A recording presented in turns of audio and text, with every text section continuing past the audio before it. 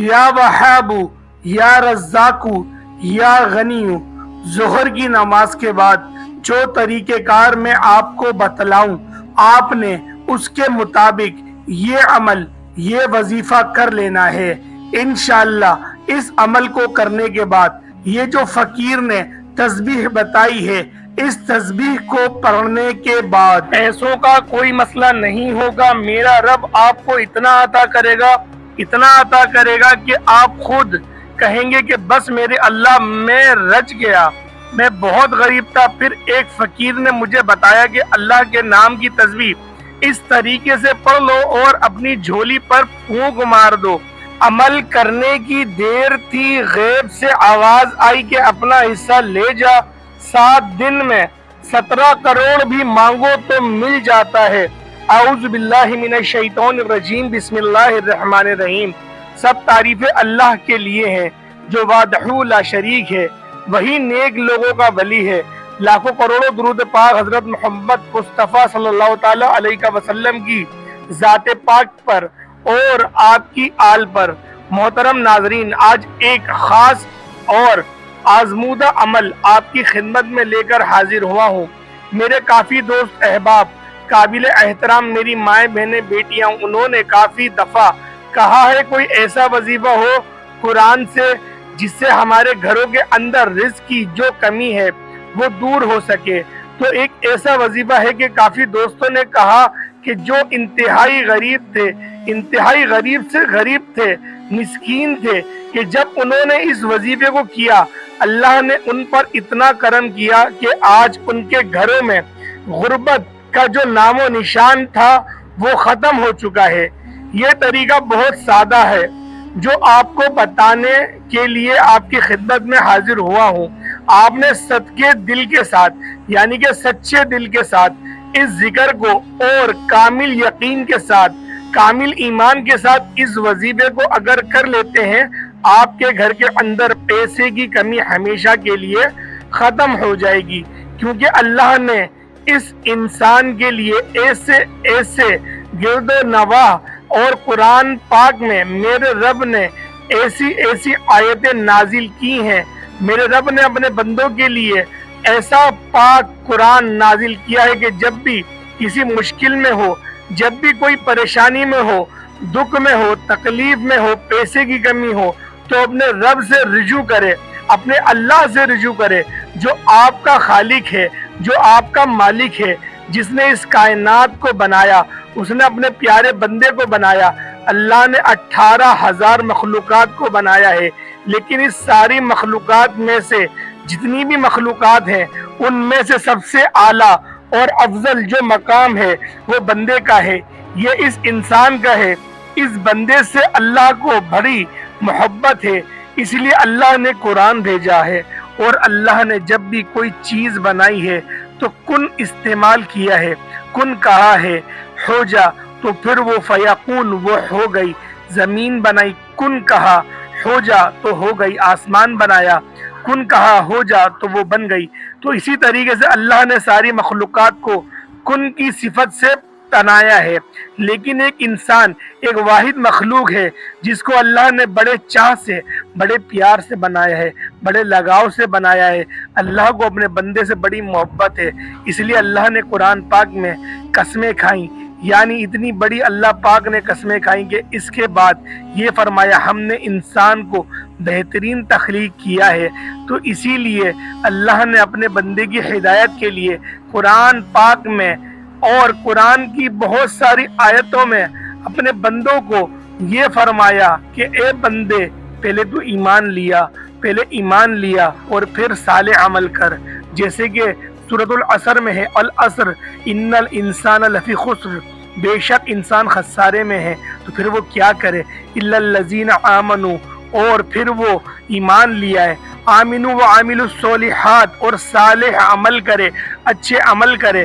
اور اس پر بھی بس نہیں کہا، اور یہ بھی کہا کہ حق کا اعلان کرے، وتواصوا بالحق کی، اور یہ بھی کہا کہ وتواصوا بالصبر، اور جو حق کا اعلان کر رہا ہے اس کو بھی صبر دے۔ تو لہٰذا اور قرآن پاک میں یہ بھی فرمایا کہ نماز قائم کرو، نماز پڑھا کرو، لیکن جب میں چاہتا ہوں کہ اللہ مجھ سے بات کرے تو میں قرآن پاک پڑھ لیتا ہوں۔ تو آج میرے بھائیوں دیکھ لو ہمارے گھروں میں قرآن پاک جو ہے وہ صرف اونچے ستونوں پر رکھا ہوا ہے، صرف الماریوں میں بند کر کے کپڑے میں غلاف میں لپیٹ کے رکھا ہوا ہے۔ اس پر ہم نے عمل کرنا چھوڑ دیا ہے۔ اب کثیر لوگ کہتے ہیں کہ جی قرآن پاک کو پیٹھ نہیں کرنی چاہیے، تو اس کا مطلب یہ ہے کہ آپ نے جب قرآن پاک کے حکم کو چھوڑ دیا کہ اب یہ نہیں ہے کہ آپ قرآن پاک کو پیچھا کرتے ہو کہ کوئی قرآن پڑھ رہا ہے تو آپ کے آگے سے یا پھر آپ کے پیچھے سے گزرنے کا ناگزاری ہے۔ اس کا یہ مفہوم نہیں ہے، یہ بھی اس کا مفہوم نہیں ہے کہ آپ قرآن پاک پڑھ رہے ہوں اور کوئی آپ کے سامنے سے گزرے اور آپ اس کو روک دو، بلکہ اس کا یہ بھی ایک ادب کی قسم ہے جو ادب کرنا چاہیے، لیکن اس کا جو حقیقت مفہوم ہے، اوریجنل مفہوم ہے، وہ یہ ہے ان پر عمل کرنا، قرآن پاک کے احکامات پر عمل کرنا، قرآن پاک کے احکامات کو اپنے پسے پش مت ڈالنا، یہ اس کا اوریجنل مطلب ہے۔ اللہ پاک کی نافرمانی کرنے کا نام یہ نہیں ہے کہ آپ اللہ پاک کی نافرمانی بھی کر رہے ہیں اور آپ یہ بھی کہہ رہے ہیں کہ قرآن پاک کے سامنے سے نہ گزرو، تو لہٰذا یہ آپ کے عمل آپ کو کام نہ آئے گا، بلکہ آپ لوگوں نے قرآن کی طرف لوٹ کر آنا ہے۔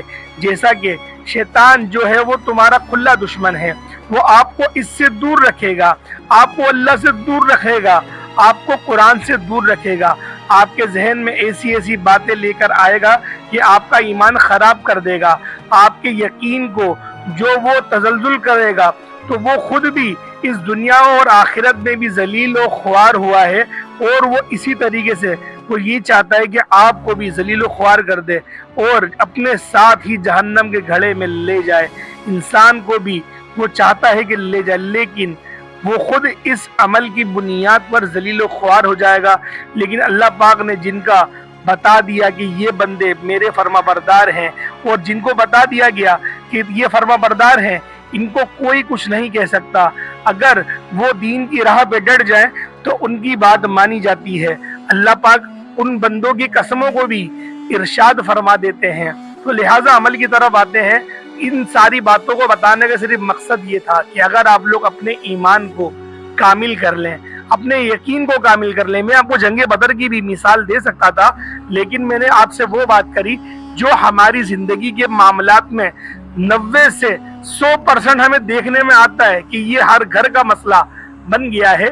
تو لہٰذا قرآن کی تعظیم کرنا بے شک ہر مسلمان کا فرض ہے، لیکن اس کے احکامات کو نہ ماننا، یہ یقین کریں ایسا خسارہ ہے کہ آپ کچھ بھی کر لیں آپ کامیاب نہیں ہو سکتے قرآن پاک کے احکاماتوں کو مانے بغیر۔ تو عمل ملاحظہ کریں، آپ نے ظہر کی نماز مکمل پڑھ لی یا کوئی سی بھی نماز مکمل پڑھنے کے بعد اس کی دعا پڑھنے کے بعد وہیں التحیات کی حالت میں بیٹھے بیٹھے آپ لوگوں نے اللہ پاک کی یہ 3 صفاتی نام پڑھنے ہیں۔ سب سے پہلے اعوذ باللہ اور بسم اللہ کو آپ لوگ 3 مرتبہ پڑھ لیں۔ اس کے بعد آپ لوگوں نے ایک بار نبی پاک صلی اللہ تعالی علیہ وسلم کی ذات پاک پہ درود ابراہیمی میرے ساتھ بھی پڑھ لینا ہے۔ اللہم صلی علی محمد وعلی آل محمد کما صلیت علی ابراہیم وعلی آل ابراہیم انکا حمید مجید۔ اللہم بارک علی محمد وعلی آل محمد کما بارکت علی ابراہیم وعلی آل ابراہیم انکا حمید مجید۔ میرے پیارے بھائیوں، آپ لوگوں نے درود ابراہیمی کو 3 مرتبہ کم از کم پڑھ لینا ہے۔ اس کے بعد 313 مرتبہ یعنی کہ کثرت سے آپ لوگوں نے اس تسبیح کو پڑھنا ہے۔ 313 سے بالکل بھی کم نہیں ہو۔ پڑھنا کس طریقے سے ہے؟ یا وہابو یا رزاقو یا غنیو، یہ ایک بار ہوا۔ یا وہابو یا رزاقو یا غنیو، یہ 2 مرتبہ ہوئے۔ اس طریقے سے 313 کی تعداد آپ لوگوں نے मुकम्मल करनी है। तो प्यारे दोस्तों, उसके बाद दोबारा आप लोग अस्तगफिरुल्लाह की एक तस्बीह पढ़ लेंगे, उसके बाद दुरूद इब्राहिमी पढ़ लीजिएगा जितना आपने अव्वल में पढ़ा।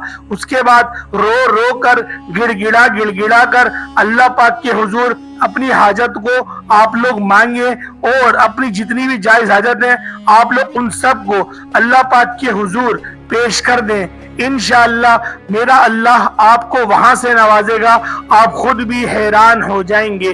तो प्यारे भाइयों, आज की वीडियो आप लोगों को अच्छी लगी होगी। अस्सलाम वालेकुम व रहमतुल्लाहि व बरकातुहू।